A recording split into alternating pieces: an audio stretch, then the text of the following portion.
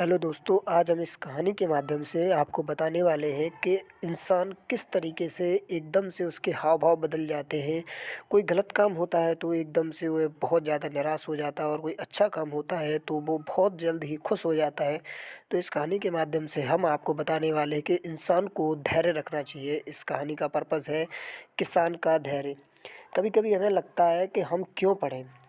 कई बार हम बहुत ज़्यादा ही अपनी लाइफ को लेकर सीरियस हो जाते हैं, लेकिन जैसे ही कुछ बुरा हुआ तो हम उदास हो जाते हैं और पल भर में जब कुछ अच्छा घटित होता है तो हम खुश हो जाते हैं। मेरे विचार बहुत जल्द ही बदल जाते हैं। हम यह नहीं सोचते जो घटित हुआ है वह हमारे लिए अच्छा है या बुरा। हमारे साथ घटी घटना का भविष्य में क्या प्रभाव पड़ेगा ये हमें खुद पता नहीं होता है। आज यह कहानी आपको कठिन परिस्थितियों में धैर्य का महत्व सिखाएगी। एक समय की बात है, एक किसान था जिसके पास एक घोड़ा था। वह अपने घोड़े से बहुत प्यार करता था। उसे अपने घोड़े पर गर्व था, जो किसान की कमाई का ज़रिया भी था।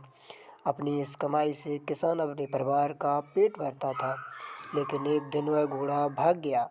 उसके भागने के बाद समाज के लोग और किसान के पड़ोसी उसके पास आकर उससे कहने लगे, हे भगवान, तुम्हारा घोड़ा जिस पर तुम्हें बहुत घमंड था वह तो भाग गया। उसको सांत्वना देने लगे कि उसके साथ बहुत बुरा हुआ। लेकिन किसान ने उसका जवाब बहुत ही सहजता से देते हुए कहा, हाँ, बहुत बुरा हुआ। फिर अगले दिन घोड़ा वापस आ गया। लेकिन घोड़ा सिर्फ वापस नहीं आया, बल्कि वह अपने साथ 3 जंगली घोड़े भी लाया। फिर उसके पड़ोसी उसके पास दौड़ते हुए आए। उस किसान से कहने लगे, आपका घोड़ा आ गया और अपने साथ 3 और घोड़े भी लाया है। यह तो बहुत अच्छी बात है। आपकी किस्मत तो बहुत अच्छी है। किसान बहुत खुश हुआ, उनकी तरफ देखा, फिर उसका जवाब बहुत ही साधारण रूप से दिया और कहा, हाँ, शायद। कुछ दिनों बाद किसान का बेटा उसी जंगली घोड़े में से किसी एक को काम के लिए उपयोगी बनाने की कोशिश कर रहा था। लेकिन इसी कोशिश के दौरान घोड़े ने उसे ज़मीन पर पटक दिया और उसका पैर बुरी तरह से टूट गया। उसके पड़ोसी उससे कहने लगे, उस पागल घोड़े ने देखो तुम्हारे बेटे के साथ क्या किया, उसका पैर तोड़ दिया। यह तो बहुत बुरा हुआ। किसान दुखी हुआ और फिर से उसी तरह जवाब दिया और कहा, हाँ, शायद मेरे बेटे के साथ गलत हुआ। अगले दिन अगले दिन सेना के कुछ जवान उस किसान के घर आते हैं जो जंग छिड़ने के कारण नए जवानों की भर्ती कर रहे होते हैं। उसमें से एक जवान ने किसान के बेटे को देखा और बोला, इसका तो पैर टूटा हुआ है, हम इसे सेना में भर्ती नहीं कर सकते। और वे जवान गांव के सभी लड़कों को लेकर अपने साथ चले गए। यह जानकर उसके पड़ोसी और बाकी गांव वाले उसके पास आए और बोलने लगे, तुम्हारे बेटे को तो जवान जंग के लिए नहीं ले गए। तुम्हारी किस्मत तो बहुत ही अच्छी है। इस आखिरी बार किसान ने फिर से बड़ी सहजता से कहा, हाँ, शायद। कहानी की प्रेरक बातें।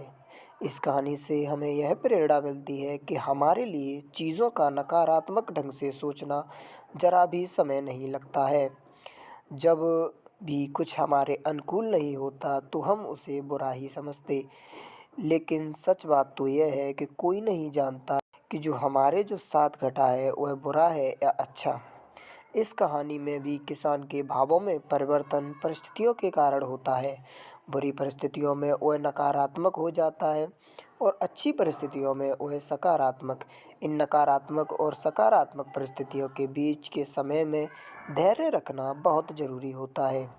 क्या आप वाकई में यह बता सकते हैं कि हमारे साथ जो घट रहा है वो गलत है या सही, बिना यह प्रभाव जाने कि भविष्य में उसका क्या प्रभाव पड़ेगा? यह हम हमारे जीवन पर मुझे लगता है आपका जवाब होगा नहीं। हमारे समाज में, हमारे देश में ऐसे बहुत से महान लोग हैं जो अपने जीवन में असफल हुए, हारे, अनेक बड़ी-बड़ी बीमारियों से लड़े, किंतु उन्होंने कभी भी अपना धैर्य नहीं खोया और ना ही हार मानी। यही आगे चलकर बड़े प्रसिद्ध हुए, सफलता के मुकाम पर पहुँचे और महान बने। हमारे बड़े बुजुर्ग सही ही कह गए हैं कि जो होता है अच्छे के लिए ही होता है। यह छोटी सी लाइन हमें बहुत कुछ सिखा जाती है और ये बात हमें कभी नहीं भूलनी चाहिए।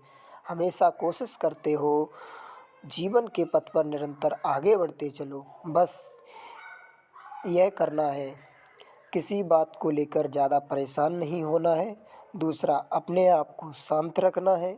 तीसरा, अपने काम से काम रखना है। अगर वीडियो आपको पसंद आई हो तो वीडियो को लाइक ज़रूर से कर देना और अपने दोस्तों में शेयर। अगली वीडियो हम किस पर बनाएं ये कमेंट ज़रूर कर देना। और अगर मेरी सारी वीडियो आपको पसंद आ रही हैं तो चैनल को सब्सक्राइब और बेल आइकन को प्रेस ज़रूर कर देना। मिलते हैं नेक्स्ट वीडियो में, तब तक के लिए जय हिंद।